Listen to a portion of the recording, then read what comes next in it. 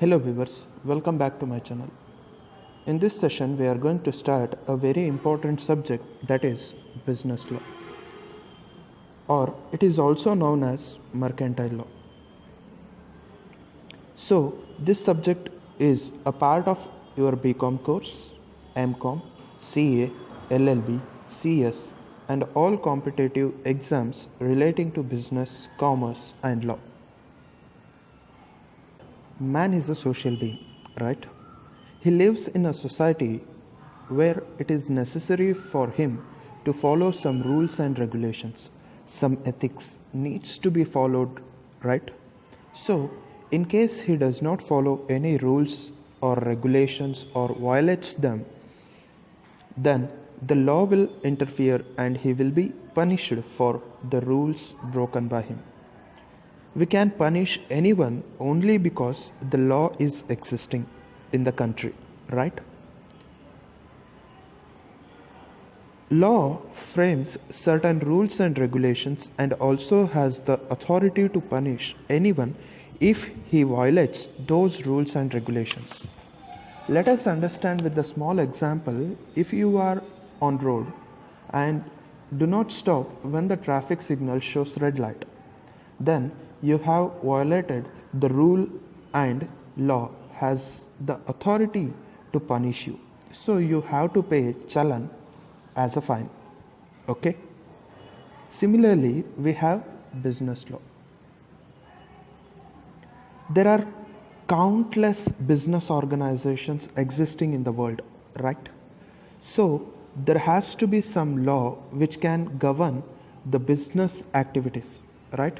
For example, if I am doing business, then it is my duty to provide good quality products to the consumers, right? If I provide adulterated products to the customer, then customer has the right to make an appeal to the law for justice, right? Then law has authority to punish me. So to govern all the activities, we have business law. Now, let us have a look at what does business law includes. So, business law is a very broad concept. It includes various acts like, as you can see here, we have Indian Contract Act, Workmen's Compensation Act, Partnership Act, Sale of Goods Act, Industrial Disputes Act, Cyber Law or IT Act, Right to Information Act, the Consumer Protection Act. Other than these, also we have some other acts which relates to business activities like Negotiable Instruments Act, Banking Regulations Act, Indian Penal Code Act, etc. These all relates to the business activities. We will discuss about all these in detail in the upcoming sessions. The major act here is Indian Contract Act. It commenced from 1st September 1872. Earlier, acts like Partnership Act, Sale of Goods Act, all these were part of Indian Contract Acts itself. But later on, they were replaced by separate acts. Indian Contract Act is based on English common law and it is applicable to all states of India. In order to understand about the Indian contract in detail, we should know about a contract. In simple words, it is a deal between two parties. So, a contract starts with a palmer. When any person wants to get into a deal or a legal relationship with other person, he makes an proposal in which he signifies his willingness of doing something or not doing something, which is called abstinence from doing. I will try to explain you with an example. Suppose a person named A wants to sell his car to a person named B. Then he makes a proposal to B here. A is willing to sell his car.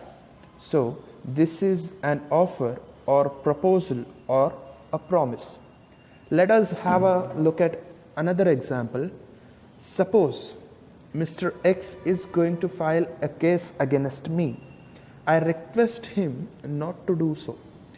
So, in return, Mr. X can make an offer asking for some money for not filing case. This is called as abstinence from doing, means ready for not doing something. The person who makes an offer is called an offerer, and the person to whom the offer is made is called as offeree. Acceptance. Now, let's talk about the person to whom the offer is made.